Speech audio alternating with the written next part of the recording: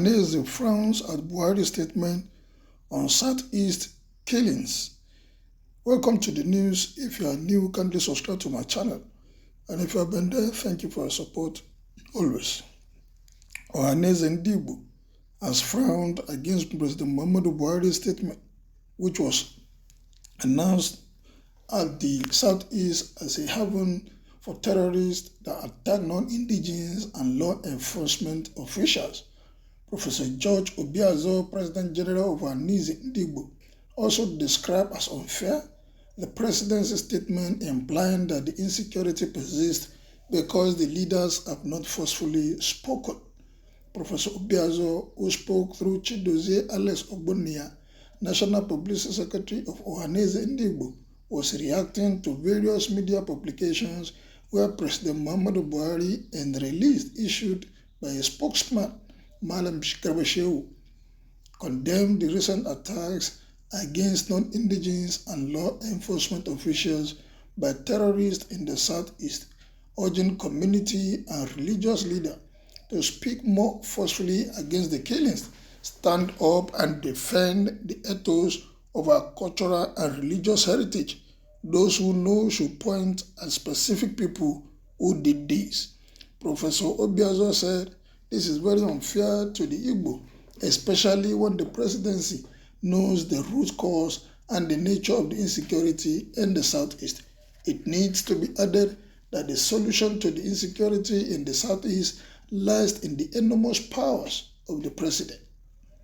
The above remark by the presidency appear to have ignored the prolonged open war with the Boko Haram in the Northeast, the banditry in the Northwest, especially in Katsina State, the Fulani herdsmen invasion of Sarabara communities in the Middle Belt region, the church massacre at Owo, the daily kidnapping on our highways, the Kaduna-Abuja train abduction, among others, he said.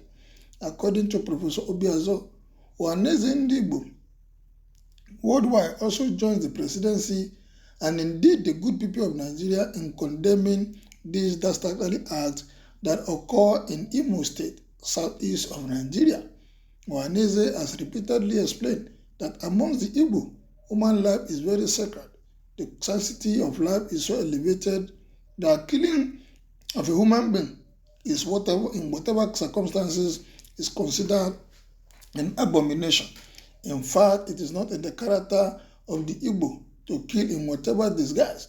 These recent developments are indeed very much alien to the flexibility, culture, and norms of the Southeast.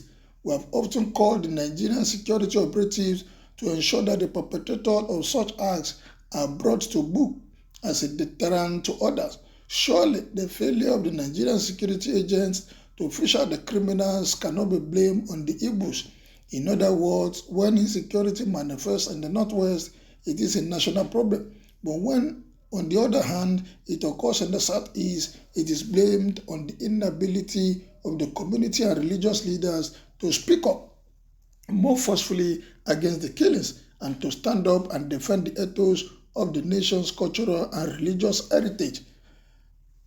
I can state without any fear of contradiction that the Igbo possesses the greatest wanderlust as well as the most hospitable disposition among the various ethnic in the world. The non-indigenous in the Southeast enjoy unframpled friendliness, inter-ethnic assimilation, and conducive business environment. What happens to the non-indigenous in the Southeast is most regrettable as part of the current national calamity, he said. How do we term this? Mr. President should play the role of a father to all. When issues occur, there shouldn't be any blame to only the people that are host state. Mr. President should live up to responsibility and give the necessary support to the security apparatus in the state, both with the state governors, and make sure that this crime is nipped in the bud.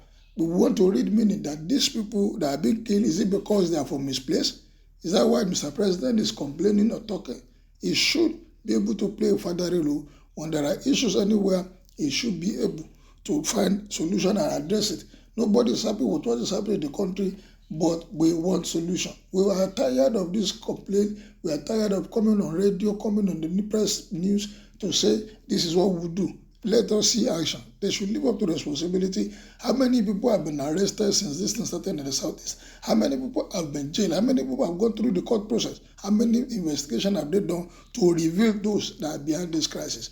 We cannot continue like this as a nation. When issues happen, we begin to complain, blame one another, instead of finding a common front to find solution to the crisis. This we must do as a nation. Otherwise, we'll just continue to talk. We will talk after this thing will happen again.